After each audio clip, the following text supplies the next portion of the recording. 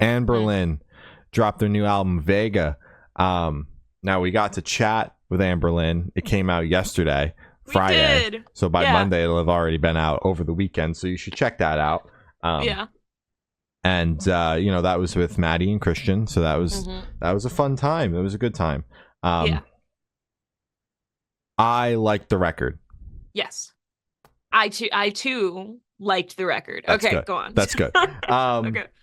Now, the one thing that I did not realize when this album was announced was that those two EPs that we talked about over the past 2 years, they put them together and they threw 2 songs on there with Maddie Mullins. They said, there you go. They did the fucking Haley Williams thing, which I was not the biggest fan of.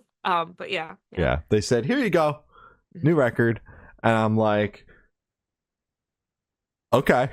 Is it really a new record if we've heard everything already? Like, respectfully. Yeah, that was that threw me for a loop, but it's also been so long since those EPs had came out where I was like, this is the way to do it if that's going to be your plan. Like, the first EP came out in 2022, the second one came out in 2023, and 2023 like June, so it's been over a year. So it's like, if you're super into the band and you were super into those EPs, this might come as a disappointment to you. But if you're a little bit more of a casual listener, or just like not a UGP guy, or even just like it's been a year, so you were super into it and then kind of forgot about it because other things came out, like this package is cool. And the other thing that I like is it's not just the 2 EPs stacked on top. They actually track listed it out. Because I went, and once I figured that out, I was like, okay, now did they at least put the slightest bit of effort into the track list? Because obviously the Maddie Mullins songs are not like at the end. Yeah, There's no, second, thankfully. and then one in the middle. So they actually took the 2 EPs and blended them together. It's not even like they shuffled around EP1 and then shuffled around EP2 and then still stacked them on top of each other. They wrap these things together real nice. So I'm okay with this. If this is the approach a band is going to take to doing an idea like this, where put out a bunch of EPs, couple it into a record, giving you enough time to like almost forget, is like okay with me. Because like the first time I was hearing it, I'm like, a couple of these songs seem familiar, because like I know can't put my finger on it. And then like enough familiarity for me where I was like, I know some of these songs, but not enough where I was like, come on, man. Like, I just heard this. Yeah, exactly. Exactly. So I'm okay with that for this for this kind of idea.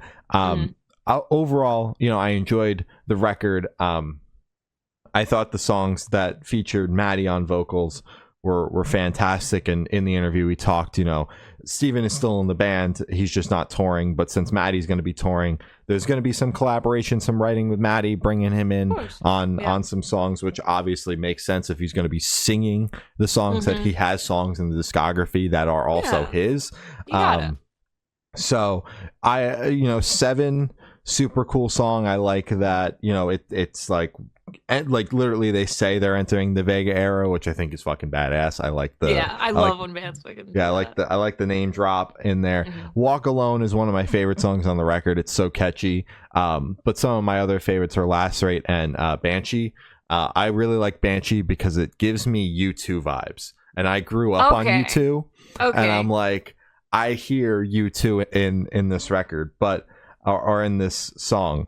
But what I like is really the flexibility or diversity that Anberlin has in the fact that one song can be heavy as shit, and then the next song is this vibey, like, just slower. Yes, and like you just like vibe with me for a second is kind of like the feeling.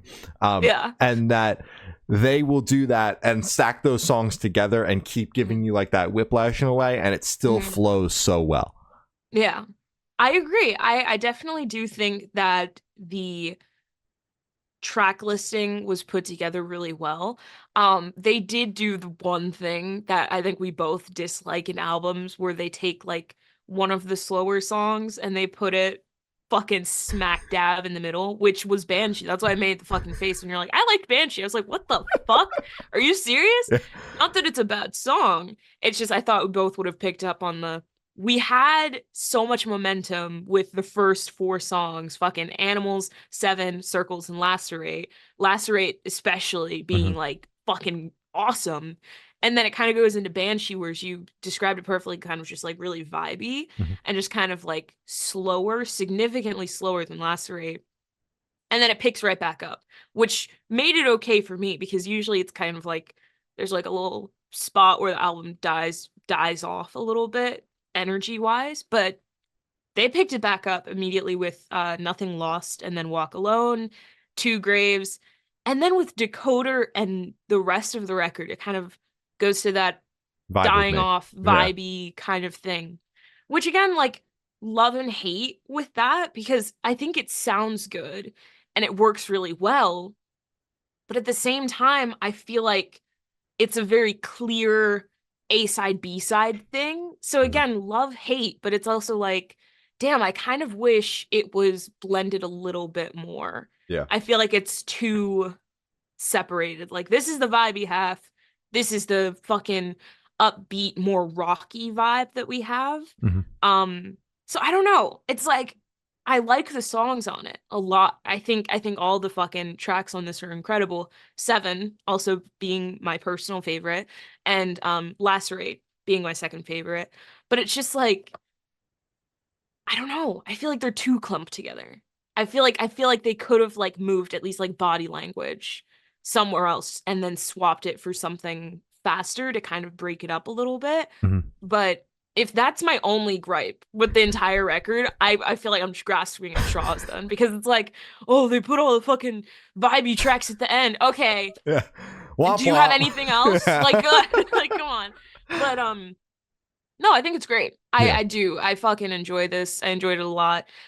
It's funny because I am that person who kind of forgot about these tracks. Forgot about these EPs, more specifically because we covered them, Mhm. I'm pretty sure. We did. Right? It's so fucking long ago, but we covered them. And I'm sure I liked them back then, but it wasn't in my rotation. Mhm. So I did forget about them. And then when we had the opportunity to interview them and we got the advance and we got to listen to it, I also had the same, this kind of sounds familiar, but I can't really put my finger on it. And then you were like, oh, turns out it's the two EPs. I went, oh, Yeah. whoa, that'll do it. That makes sense. Yeah. Um, so I think it was great that they did basically give a second life to these tracks. So yeah, I think it's a great album. I enjoyed it a lot. Hell yeah.